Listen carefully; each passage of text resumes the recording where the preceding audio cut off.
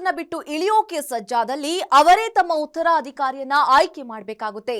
BJP Modi ಹೇಳಿದ ನಾಯಕನಿಗೆ ಪಟ್ಟ ಕಟ್ಟಬೇಕಾದ ಅನಿವಾರ್ಯತೆ ಕೂಡ ಬರುತ್ತೆ. ಹಾಗಿದ್ರೆ ಮೋದಿಯ ನೆಚ್ಚಿನ ಆಯ್ಕೆ ಯಾರಿರಬಹುದು? ಯಾರ ಮೇಲೆ ಮೋದಿ ಮತ್ತು ಬಿಜೆಪಿ ನಾಯಕರ ಕೃಪೆ ಇದೆ? ಜನಮಾನಸದಲ್ಲಿ ಮೋದಿ ನಂತರ ಇವರೇ ಅನ್ನೋ ಇಮೇಜ್ ಬೆಳೆಸಿಕೊಂಡ ಕೇಸರಿ ಕಲಿ ಬಿಜೆಪಿಯಲ್ಲಿ ಯಾರಿದ್ದಾರೆ? ಮೋದಿ ಬೆಳವಣಿಗೆ ಬಗ್ಗೆ ಪಕ್ಷದೊಳಗೆ ಇರೋ ಭಿನ್ನಾಭಿಪ್ರಾಯ ಎಂತಹದ್ದು? ಬಿಜೆಪಿಯದ್ದು ಒಂದು ಸಿದ್ಧಾಂತವಿದೆ, ದೇಶ ಮೊದಲು ಪಕ್ಷ ಬಳಿಕ, ಹಾಗೆ ಕೊನೆಗೆ ವ್ಯಕ್ತಿ ಅಂತ. ಅಂತಂದ್ರೆ ವ್ಯಕ್ತಿ ಕೇಂದ್ರಿತ ಪಕ್ಷ ನಮ್ಮದಾಗಬಾರದು ಅನ್ನೋದು ಬಿಜೆಪಿಯ ನಿಯಮ. ಆದ್ರೆ ಈಗ ಬಿಜೆಪಿಯಲ್ಲಿ ಅದು ಉಲ್ಟಾ ಆಗಿದೆ. ಮೋದಿ ಎಂಬ ಮೇನಿಯಾ ಪಕ್ಷಕ್ಕಿಂತಲೂ ಎತ್ತರವಾಗಿ ಜನಮಾನಸದಲ್ಲಿ ಕಾರ್ಯಕರ್ತರ ಮನಸ್ಸಿನಲ್ಲಿ ಬೆಳೆದು ನಿಂತಿದ್ದಾರೆ.